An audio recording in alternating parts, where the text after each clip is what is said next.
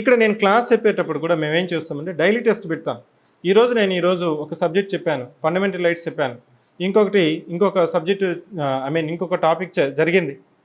రేపు 1:30కి మేమేం చేస్తామంటే ఈ ప్రీవియస్ ఇయర్ క్వశ్చన్స్ ఉన్నాయి కదా, Gujarat PSC, UP PSC, Chhattisgarh, Bihar, Assam, Andhra Pradesh, Telangana, UPSC, వీటినంత నుంచి నీకు క్వశ్చన్స్ అనేది ఈ డైలీ టెస్ట్లో పెట్టాం.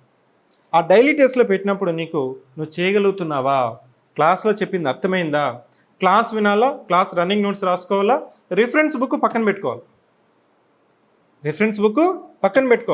లేదు మీ ఫ్రెండ్ వేరే బుక్ చదువుతున్నాడు, ఆ బుక్ కూడా కొన్ని పక్కన పెట్టుకో. అవంతా రిఫరెన్స్ బుక్స్, రీడింగ్ బుక్స్ కాదు. రీడింగ్ బుక్స్ ఏంటివి? Previous year questions, current affairs, test.